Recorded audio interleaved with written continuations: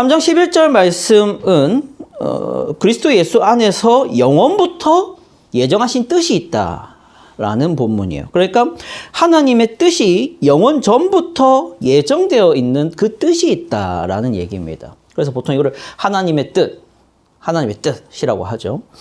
그리고 이제 로마서 12장 2절을 보시면 이렇게 말합니다. 너희는 이 세대를 본받지 말고 오직 마음을 새롭게 함으로 변화를 받아 하나님의 선하시고 기뻐하시고 온전한 뜻이 무엇인지 분별하도록 하라라고 명령이 되고 있어요. 그러니까 에베소서 3장 11절에는 하나님의 뜻이 있다라고 선언합니다. 그게 우리 눈에 보이지 않고 명확하게 잡히진 않지만 하나님의 뜻이 영원 전부터 있다라고 얘기를 해요.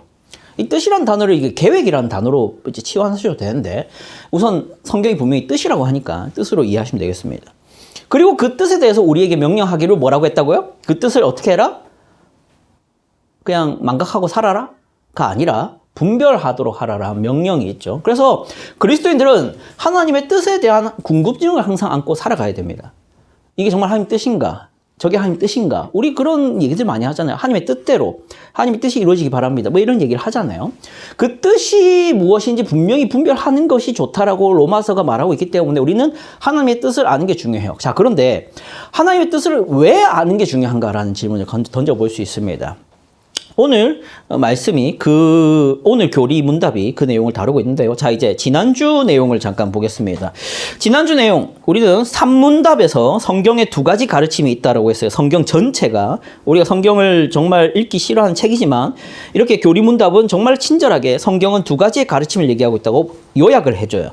그 두 가지 가르침이 무엇이냐면 표를 보면은 사람이 하나님에 대하여 믿을 것은 무엇이고 하나님이 사람이 요구하신 본분이 무엇인가, 이 두 가지 내용이 성경이 가르치는 두 가지 가르침이다라고 이해하시면 된다 했죠. 자, 그런데 소교리 문답은 4문답부터 38문답까지 그리고 39문답부터 107문까지 이 두 가지 내용들을 다루고 있다라는 겁니다. 자, 그럼 우리가 지난주에 살핀 내용은 무엇이냐 했을 때 4문답부터 6문답이 지난주 진도였어요. 그 4문답부터 6문답은 어디에 속한 무슨 주제를 다루고 있었습니까? 하나님은 누구신가? 이게 이제 지난주 4문답부터 6문답의 내용이에요. 이해되시겠죠? 그럼 오늘 다룰 이제 7문답부터 12번 문답이잖아요. 그럼 그 문답은 어디에 속한 내용이겠습니까? 표에 따르면 하나님은 무슨 일을 행하셨는가의 시작 지점이에요. 이해되시겠죠? 그럼 이제 하나님은 무슨 일을 행하셨는가를 오늘부터 살피게 될 건데 그 첫 번째 시작 지점에 대한 표가 또 밑에 있습니다. 그쵸? 이 표에 보시면 하나님에 대하여 믿을 것이 무엇인가 해서 4문답부터 38문답까지 다루고 있는데 4문답부터 6문답은 하나님은 어떤 분인가라고 했고 하나님께서 하신 일은 무엇인가 해서 7문답부터 38문답이 있는데 7문답부터 12문답은 어떤 소제목을 가지고 있습니까? 하나님의 작정과 섭리. 이게 오늘 주제 핵심이에요. 그냥 오늘 이 하나님의 작정과 섭리 이 단어만 가지고 하셔도 오늘 교리문답은 다 읽으신 거라고 보셔도 됩니다. 자, 이제 구체적으로 내용을 들어가 보도록 하겠습니다. 자, 3번 보시면 7문답부터 12문답의 내용이 나올 겁니다. 오늘 원래는 사실 설교라는 게 교리문답을 강의할 때는 한 문답을 이렇게 뭐랄까 쫀쫀이란 표현보다는 구체적으로 깊이 이렇게 하나하나 다루는 게 일반적이에요. 근데 전 마음이 급하고 이게 성격이 급해서 그런지 몰라도 농담이고요. 성격이 급한 문제가 아니에요. 저 개인적으로는 교리문답을 빠르게 한번 읽고 다음에 세세하게 들어가는 게 좋다 생각합니다. 너무 세세하게 처음부터 들어가면 지루해요. 그래서 오늘 바로 7문답부터 12문답을 한 번에 다 다룰 겁니다. 자, 7문답. 제가 문을 하면 여러분이 답을 해주시면 되겠습니다. 문. 하나님의 작정이 무엇입니까? 답. 네. 하나님의 작정은 그분의 뜻대로 계획하신 영원의 목적입니다. 그 목적에 따라서 하나님께서는 일어나는 모든 일을 자기의 영광을 위하여 계획하셨습니다. 8문. 하나님께서 그분의 작정을 어떻게 이루십니까? 하나님께서는 그분의 작정을 중심의 성령을 이루어서 뜻입니다. 9문. 하나님께서 창조하신 일이 무엇입니까? 하나님께서 창조하신 일은 역사 동안에 아무것도 없는 중에서 그분의 명령의 말씀으로 마음을 주신 것인데 하나님이 보시기에 모든 것이 모조였습니다. 10문. 하나님께서 사람을 어떻게 지으셨습니까? 하나님께서는 사람을 남자와 여자로 지으시되 자기 형상대로 지식과 의와 거룩함으로 창조하시어 피조물을 다스리게 하셨습니다. 11문답. 하나님께서 섭리하신 일이 무엇입니까? 하나님께서 섭리하신 일은 모든 피조물과 모든 활동가를 거듭하고 지혜롭고 능력 있게 보존하시며 통치하시는 것입니다. 12문. 사람이 창조받은 지위에 있을 때 하나님께서 그에게 행하신 특별한 섭리는 무엇입니까? 하나님께서 사람을 창조하신 후에 완전한 순종을 조건으로 생명을 원자가 믿으시고 선을 알게 하는 나무의 열매 맺는 것을 사모하셔서 권하셨습니다. 네, 이 7문답부터 12문답까지가 하나님의 작정에 대한 전체 내용이라고 할 수 있습니다. 자, 이제 내용 표가 또 친절하게 있습니다. 삼위 하나님의 사역의 역사적 순서라고 이제 돼 있는데 요약이에요, 요약. 삼위 하나님께서 행하신 일을 요약하면 다음과 같습니다. 그런데 제가 이제 굵은 줄로 이제 표시를 해놨죠. 맞죠? 오늘 다루는 문답이 거기까지만 얘기를 하는 겁니다.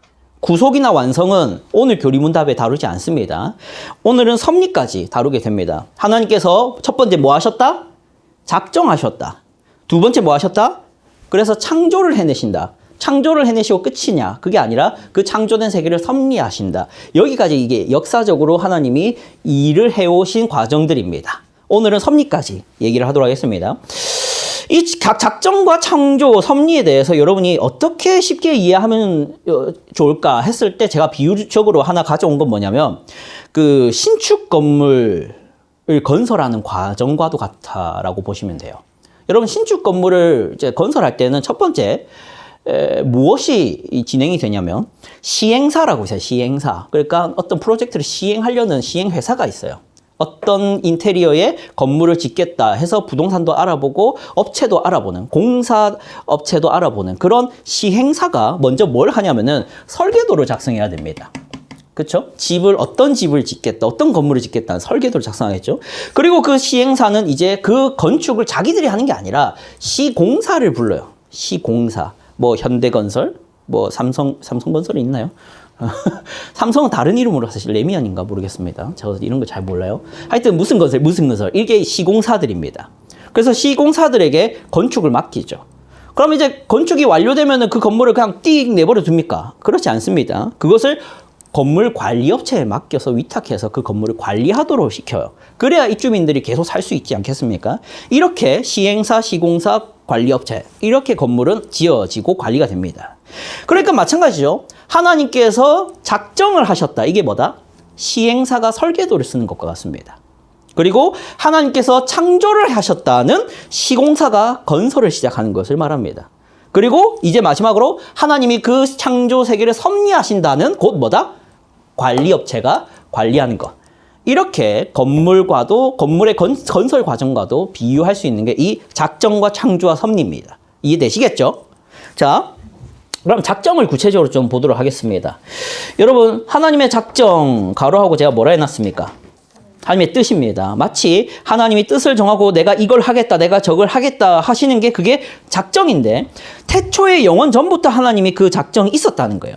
그래서 소결문답 7문답에서는 작정을 이렇게 정의하죠. 여러분 답을 보셔도 되는데 제가 불러드리기도 할 겁니다. 첫 번째 이겁니다. 작정이란 그분의 뜻대로 계획하신 영원한 목적. 이게 첫 번째입니다. 작정이란 그분의 뜻대로 계획하신 영원한 목적이라는 것입니다. 두 번째는 뭡니까? 일어나는 모든 일을 자기의 영광을 위하여 미리 정하신 것. 그게 바로 작정입니다. 저는 이제 사실 시간적 한계 때문에 작정을 얘기하면서 교훈까지 얘기를 하고는 싶은데 안 해야지 했어요. 교훈 얘기하시면 이제 시간이 다 쓰이니까. 그런데 항상 유혹이 와요. 그 교훈을 나누고 싶은 유혹이 있습니다. 그래서 그 유혹을 오늘도 못 이기고 좀 길어지겠지만 죄송하지만 제가 유혹에 약합니다. 여러분, 하나님의 작정에 대해서 지금 뭐라고 합니까? 일어나는 모든 일을 무엇을 위하여 미리 정하신 것이라고요? 자기를 위하여. 여러분, 이 단어를 여러분이 가진 기존의 신앙관과 이게 대비하고 대조할 때 충격이 오실 수도 있습니다. 모르겠어요. 여러분은 충격이 크지 않을 수도 있을 텐데 대부분의 경우에는 충격이 클 수 있어요. 어떤 면에서 크냐면 기독교인들은 대부분 신앙생활을 자기를 위해서 합니다. 기독교인들 모두가 그렇다는 건 아니에요. 하지만 보통 종교를 가지려는 종교인들은 일반적으로 자기를 위해서 종교생활을 시작합니다. 종교생활 시작한 사람들 중에 내가 저 신을 위해서 내 목숨을 던지겠다 하면서 종교생활 시작한 사람 없어요. 내가 평안하고 내가 마음의 안정을 취하는 목적에서 종교에 접근을 합니다. 그래서 종교란 자기의 영광을 위하여 하는 것이죠. 일반적으로. 그런데 기독교인들은 성경을 읽다 보면 이제 부딪힘이 옵니다. 어떤 부딪힘이 온다고요? 하나님께서 분명히 뭔가 뜻을 내시고 뜻을 실행해 나가시는 건 알겠는데 성경을 읽다 보면은 뭔가 인간 중심으로 인간을 배려하며 인간을 뭔가 대단히 아끼면서 하는 것 같지가 않아요. 구약 성경을 읽으면. 안 그렇습니까? 구약 성경 읽으면 맨날 죽어나가요. 맨날 말 안 들으면 죽고 말 안 들으면 죽고 말 안 들으면 죽고 난리 납니다. 그러니까 구약 성경 읽은 사람들이 이제 처음에는 종교 생활을 특히 기독교 교회 생활을 시작했던 사람들은 자기를 위해 시작했는데 성경을 읽다 보면 구약 성경이 마음에 안 들어요. 왜냐하면 인간 중심이 아니라 자기 중심인 것 같으니까. 근데 오늘 분명히 말하지만 하나님의 작정은 무엇을 위하여 작정하셨다? 자기 영광을 위하여. 여러분이 이것을 수용을 할 수 있을지 없을지는 모르겠습니다. 하지만 그렇게 불편해할 만한, 기분 나쁠 만한 이런 얘기를 제가 할 수밖에 없는 이유는 그게 성경이 말하고 있는 그대로이기 때문입니다. 하나님께서는 자기 영광을 위하여 뜻을 내셨고 그 뜻을 이루기 위하여 일하시는 분이십니다. 그렇기 때문에 기독교인들은 기본적으로 여기에 대한 승복의 자세가 있어야 됩니다. 근데 그게 승복하기가 어려워요. 왜 승복하기가 어려우냐? 우리는 상식적으로 생각해 봤을 때 자기 자신을 위하는 그런 종류의 사람들을 뭐라고 합니까? 이기적인 사람, 이기적인 존재라고 합니다. 그렇죠? 그리고 이 이기적이다라는 말은 일반적으로 긍정적으로 들립니까? 부정적으로 들립니까? 부정적으로 들려요. 그래서 하나님이 자기를 위한다라는 그 말을 순순히 받아들이기가 어렵습니다. 그렇죠? 자, 그러나 여러분의 남자친구가, 여러분의 여자친구가 자기 자신을 위한다 했을 때는 충분히 여러분 기분 나빠하셔도 되고 걱정, 근심을 하셔도 됩니다. 하지만 우리 하나님이 자기 영광을 위한다라는 그 이기적인 말에 대해서 염려하실 필요는 없습니다. 왜냐하면 여러분의 남자친구와 하나님은 다르신 분이기 때문입니다. 여러분의 여자친구와 하나님은 다른 분이기 때문입니다. 어떤 게 다릅니까? 여러분의 남자친구는 공평하지 않습니다. 여러분의 여자친구는 정의롭지 않습니다. 여러분의 남자친구는 죄를 완전히 미워하지 않고 여러분의 여자친구는 유혹에 완전히 자유롭지 않습니다. 그들의 이기적인 삶은 절대 주변을 이롭게 하지 못합니다. 그러니 여러분의 남자친구와 여러분의 여자친구가 이기적이라는 말은 염려하셔야 되는 문제겠죠. 하지만 하나님이 이기적이다라는 말을 염려하실 필요가 없다고요. 하나님은 자기 영광을 위하여 공평하실 것이고요. 하나님은 자기의 영광을 위하여 정의로우실 거고요. 하나님은 자기의 영광을 위하여 여러분을 위해 대신 죽어주실 수도 있습니다. 하나님은 자기의 영광을 위하여 여러분을 밤낮으로 졸지도 주무시지도 아니하고 지켜보실 수도 있는 분이십니다. 그게 하나님이십니다. 그러니까 하나님이 자기 영광을 위하여 뜻을 정하셨고 이루신다는 말을 불편해하지 마십시오. 그것은 성경을 모르는 사람들이나 하나님을 모르는 사람들이나 생각하는 것입니다. 자, 교훈 잠깐 했습니다. 넘어갈게요. 자, 이제 작정에 있어서 하나님과 인간의 다른 점이 있습니다. 이것은 여러분은 찬찬히 나중에 읽으세요. 제가 넘어가도록 하겠습니다. 과감하게 넘어가도록 하겠습니다. 작정을 받아들일 때 주의점이 있어요. 주의점. 여기는 안 적혀 있죠? 그거 제가 이제 불러드릴게요. 첫 번째 주의점은 이것입니다. 하나님께서 죄의 조성자는 아닙니다. 죄의 조성자가 아니다라는 말이 여러분에게 정말 와닿는 얘기일 거예요. 왜 그러냐면, 자, 생각해 보십시오. 제가 예를 들어 봅시다. 제가 이게 당연히 붙으면 질 것 같은데 충현이에게 화가 났어요. 그래서 충현이에 한 대 쥐어 박았어요. 그러면은 폭력이잖아요. 그럼 제가 죄의 원인자 맞죠? 그렇죠? 하나님이 천지를 창조하셨어요. 그죠? 그리고 인간을 만드셨어요. 그리고 결과적으로 인간은 뭐가 됐죠? 죄인이 되었어요. 그리고 인간은 그 죄 때문에 어디 갑니까? 지옥에 갑니다. 근데 이 모든 것은 누구의 작정 속에 있습니까? 하나님의 작정 속에 있다 해야죠. 그러면 하나님이 인간을 죄짓게 만든 겁니까? 아닌 이유가 뭡니까? 그걸 설명을 못해요. 어떻게 설명하실 겁니까?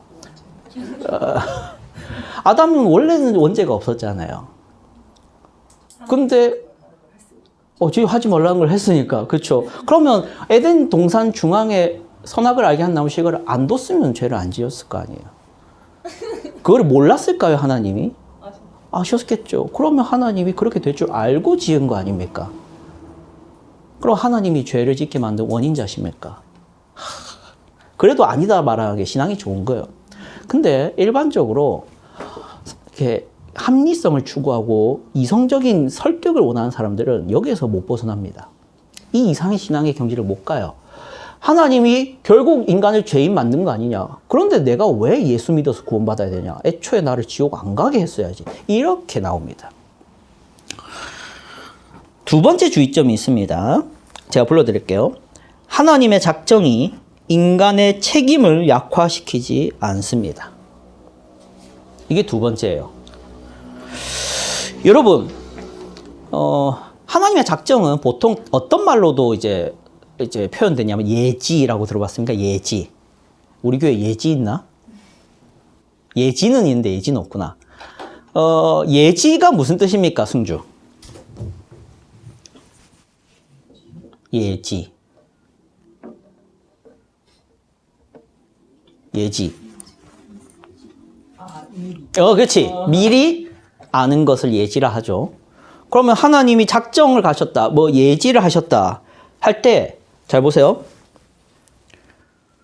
우리 순주가 내일 만약에 짜장면을 먹는다 치자. 하나님 그걸 아실까 모르실까? 아시겠지. 작정이 맞다면. 그러면 순주는 자기 의지로 짜장면을 먹는 것일까? 하나님이 먹게 하신 것일까? 너의 의지? 근데 하나님이 짜장을 먹을 것을 미리 아셨잖아요. 그러면 어렵지? 우리 충현이가 오늘 이렇게 검은 색깔 옷을 입어서, 그치? 근데 충현이가 고른 거잖아. 근데 하나님이 어제 이걸 아셨을까 모르셨을까? 작정이 맞다면 하셨겠지. 그러면 하나님이 입게 하신 거예요? 본인이 입은 거예요? 둘 다. 정답! 박수! 못 들었지? 여기 떠든다고. 뭐라고 했죠? 둘 다입니다. 이게 어떻게 설명이 되냐면, 자, 여러분. 하나님이 예지를 하셨다, 알고 계셨다라는 사실이 그렇게 하셨다라는 걸로 연결되지 않습니다. 자, 충현이가 자유롭게 저 옷을 선택할 것을 하나님이 아셨다는 사실이 하나님이 그렇게 하도록 강제하셨다는 사실로 연결되는 게 아니라고요. 근데 보통 교회를 공격하는, 이 교리를 공격하는 사람들 일반적으로 알았으면 그 사람이 정한 거지. 그럼 나는 자유의지가 없는 거잖아. 그럼 내가 죄를 지은 게 아니잖아. 하나님이 죄를 짓게 하신 거지. 일로 넘어갑니다. 근데 그게 아니에요. 충현이가 내일 뭘 할지를 안다는 것이 제가 충현이가 그걸 하도록 만든 게 아닙니다. 전혀 관련이 없어요. 이해되시겠죠? 그런데 분명한 건 그래요. 우리는 분명 이런 믿음을 가집니다. 하나님이 모든 것을 통치하신다는 믿음이 좀 이따 나와요. 섭리 부분에서 통치가 나옵니다. 그러면 우리 충현이가 어떤 길을 가고 어떤 길을 가지 않고 하는 것도 하나님이 통치 속에 있기 때문에, 그러면은 결국 하나님이 하신 거 아니냐라는 생각도 하게 됩니다. 모든 것에 있어서. 자, 그러나 우리 충현이가 뭐라고 했죠? 둘 다라고 한 겁니다. 자, 여러분. 하나님께서 이렇게 설명을 드릴게요. 우리는 하나님을 자꾸 물리적으로 이해하니까 문제가 생기는데, 내가 검은 옷을 그 파란 옷을 가지고 싶은데 하나님이 내 손을 막 끌어당겨갖고 영적으로 끌어당겨가지고 검은 옷을 선택하게 만드는 이런 식으로 하나님이 통치하신다는 게 아닙니다. 우리의 생각과 우리의 인식과 우리의 의지가 전혀 인식할 수 없는 다른 차원에서 우리를 통치하시고 인도하시는 것이지 우리의 자유의지가 방해받거나 완전히 파괴되는 방식으로 하나님의 작정이 이루어지진 않아요. 자, 좀 복잡해지니까 그냥 정리하겠습니다. 여기서 정리하겠습니다. 여기까지 마세요. 그래서 결국 하나님께서 우리가 죄를 지을 것을 알고 있으셨다 하더라도 또한 그 모든 것이 하나님의 통치 가운데서 이루어지고 있다 하더라도 우리가 자유롭게 선악을 알게 한 나무 실과를 따먹은 거고 우리가 지금도 자유롭게 죄를 짓고 있는 겁니다. 여러분이 죄를 지을 때 죄 짓기 싫어, 죄 짓기 싫어 하면서 죄를 짓습니까? 그렇지 않아요. 우리는 우리의 의지와 우리의 유혹에 따라서 죄를 짓습니다. 또한 그 이면에서는 하나님의 통치와 다스림이 공존하는 것이죠. 이게 믿어지셔야 됩니다. 이건 믿음으로 받아들이는 거지 이성으로 받아들이는 게 아니에요. 넘어가겠습니다. 자, 그러면 우리는 작정에 대해서 좀 살펴봤고 이제는 8문답. 하나님께서 그분의 작정을 어떻게 이루십니까? 답. 하나님께서는 그분의 작정을 창조와 섭리로 이루십니다. 자, 그러면 이제 창조에 대해서 보도록 하겠습니다. 하나님의 창조는 유에서 유가 아닌 무에서 유를 새롭게 만들어내는 일입니다. 맞죠? 그래서 구문답과 신문답이 거기에 대해서 얘기하고 있던 거예요. 아까 읽었으니까 다시 읽진 않겠습니다. 구문답은 뭘 얘기하고 있냐면 이 자연 만물에 대한 창조에 대한 설명이에요. 자연 만물을 며칠 동안 6일 동안 창조하셨다. 그리고 신문답은 특별히 사람을 창조하셨다를 얘기하는 거예요. 둘 다 창조에 대한 얘기인데 구문답은 사람을 제외한 자연 만물에 대한 교리적 신앙 고백이고요. 신문답은 사람에 대한 창조의 신앙 고백입니다. 그래서 구문답, 신문답이 창조에 대한 설명인 거예요. 여기서도 그냥 간단하게 넘어가고 싶지만 생각해보기 있습니까? 생각해보기 같이 읽어보죠. 시작. 과학의 시대에 창조를 믿는 사람으로 살기. 여러분, 지금은 무슨 시대다? 과학의 시대입니다. 이 시대에 여러분 창조를 믿는 사람으로 살아간다는 게 얼마나 어려운지. 맞죠? 안 어렵습니까? 별 생각 없이 살아가면은 그 어려움을 잘 인식하기 어려울 겁니다. 하지만 진짜 진지하게 생각하는 사람들을 진지하게 생각해 본 사람은 창조라는 것이 과학과 너무나도 대치되는 위치에 있다는 것을 아실 겁니다. 그렇죠? 창조는 우주의 기원을 창조에 둡니다. 하나님의 창조, 신적 창조에 둡니다. 하지만 과학은 세상의 창조를 신적 존재의 기원을 두지 않아요. 창조를 아니라 세상의 기원을 신적 존재에 두지 않습니다. 그럼 다른 걸로 설명하려 하죠. 대표적인 게 뭐가 있습니까? 진화론. 생물의 기원에 대한 것이 진화론이죠. 그러니까 우주의 기원에 대한 것은 무슨 이론이 있습니까? 빅뱅이 있고 다중우주론도 있고 또 평행우주론도 있고 아니면 우주 생성기가 있다고 또 설명하고 또 불규칙 빅뱅 이론도 있습니다. 하여튼 다양한 게 있어요. 근데 그런 이론들은 결국에는 처음엔 빅뱅 이론이 이제 가장 각광을 받았거든요. 근데 빅뱅 이론이 자꾸 뭔가 유실론과 연결이 자꾸 되니까 과학자들이 기분이 나쁜가 봐요. 그래서 빅뱅 이론 말고 다른 걸로 설명하려고 노력하는 게 현재 상황입니다. 왜냐하면 빅뱅 이론 보면 한 점에서 폭발을 하잖아요. 그러니까 그 한 점의 원인자가 뭐냐로 들어가면 신이 나와요. 그래서 빅뱅 이론이 너무 종교적 색채가 강하다는 이유로 이제는 폐기하려고 노력들을 하는데 그 외에 자료들이 잘 증거가 안 나오죠. 그러니까 애매한 상태에 있습니다. 자, 여러분 하여튼 이러한 과학 시대에 여러분 창조를 믿기는 어렵습니다. 그래서 여러분이 만약 창조를 믿는다 하면은 여러분은 이 과학 시대에 대해서 조금은 다른 입장을 취하는 자세와 행동과 태도로 살아야 돼요. 그게 어렵죠. 왜냐하면 과학이 가져다 주는 이점과 이로움을 여러분 누리고 있잖아요. 스마트폰과 컴퓨터, 인터넷 다 과학이 만들어낸 이로움들입니다. 근데 창조는 여러분에게 어떤 이로움도 안 주는 것 같고 그러다 보니까 과학이 더 매력적으로 보이죠. 하지만 분명한 것은 기독교인들, 그리스도인들은 이 우주 만물이 창조로 만들어졌다는 것을 믿으셔야 됩니다. 예, 간단하게 넘어갈게요. 여기서 진화론 깊이 들어가면 골치 아파지니까 넘어가겠습니다. 자, 그리고 이제 창조했으니까 이 작정에 대해서 두 번째로 하나님은 작정을 어떻게 이루신다? 섭리로 이루신다. 돼 있죠? 섭리 같이 읽어보겠습니다. 시작. 하나님의 섭리의 사역은 그의 모든 피조물과 모든 행동을 그의 거룩과 지혜와 능력을 통하여 보존하고 통치하시는 사역입니다. 그래서 11문답과 12문답이 그 섭리에 대한 얘기가 나옵니다. 그래서 11문답 보시면 하나님께서 섭리하신 일은 모든 피조물과 그 모든 활동을 가장 거룩하고 지혜롭게 능력 있게 보존하시며 통치하시는 것입니다 해서 보존과 통치라는 단어가 나오죠. 그렇죠? 이게 1번이에요. 하나님께서 모든 만물을 보존하시고 통치하십니다. 이게 1번이고요. 그리고 2번 답은 뭐냐면 하나님께서는 특별히 사람에게는 특별한 통치를 하신다. 예, 이렇게 보시면 돼요. 뭐 적으셔도 되고 그냥 들으셔도 됩니다. 그럼 여기서도 우리 생각해 보기가 있어요. 무엇을 생각해 봐야 됩니까? 같이 읽어보죠. 시작. 우연과 인과의 시대에 섭리를 믿는 사람으로 살기. 여러분, 섭리가 뭐라고요? 뭐와 뭘 하는 거라고요? 섭리가? 창조한 세계를 뭐 하시고 뭐 하신다? 대답해 주세요. 보존하시고 통치하신다. 그게 섭리잖아요. 보존이 뭡니까? 보존하고 유지하는 것이죠. 그리고 통치는 뭡니까? 그거를 다스려 가는 것이죠. 자, 여러분, 사람들은 종종이라 하지 맙시다. 기독교인들은 종종이라 넘어갈게요. 좀 더 중요한 문제로. 기독교인들은 종종 감사를 잃을 때가 많아요.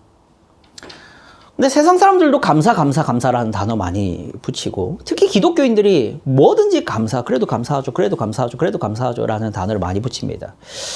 근데 왜 감사라는 것을 붙여야 될까? 왜 우리는 항상 감사해야 되는가에 대한 의문을 가져볼 필요가 있어요.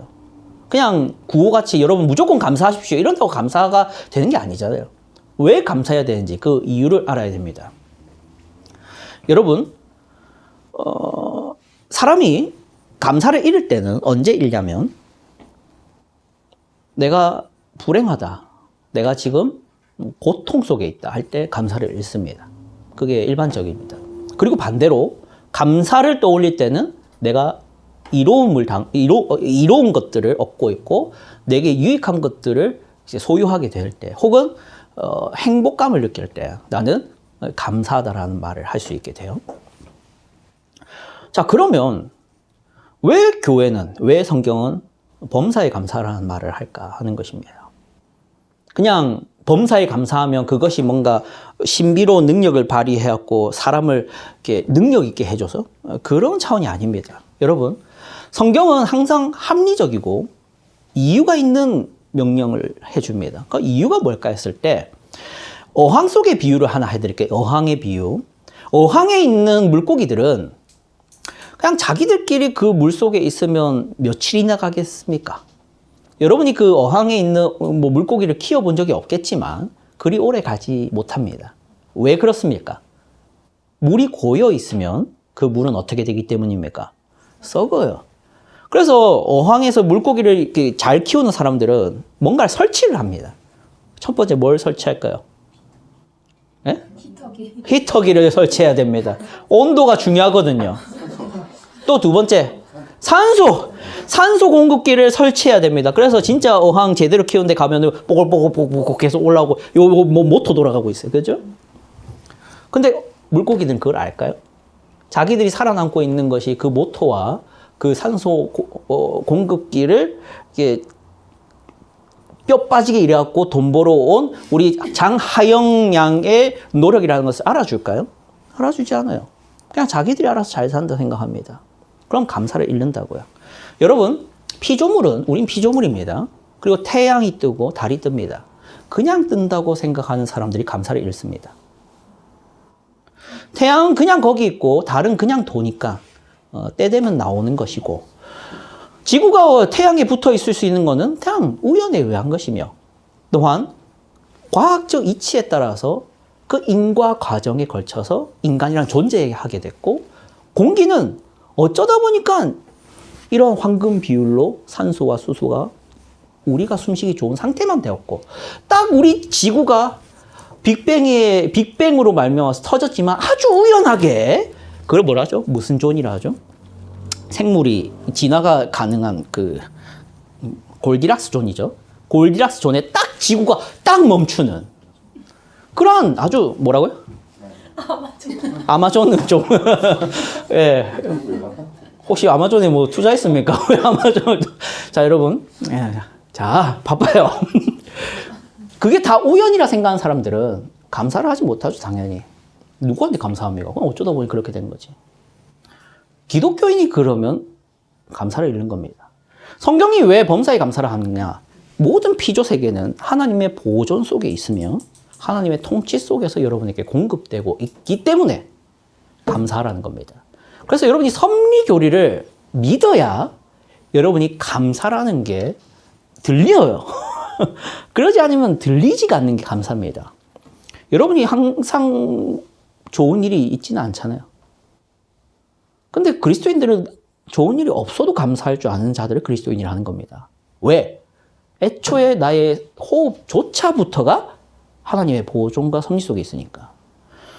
그런 것이 여러분에게 필요하다라고 말씀드리겠습니다. 너무 지났으니까 나머지는 여러분 알아서 보시고 제가 여러분 나눔할 때 필요한 내용들을 다 했나 모르겠습니다. 나머지는 그냥 보시면 될 것 같아요.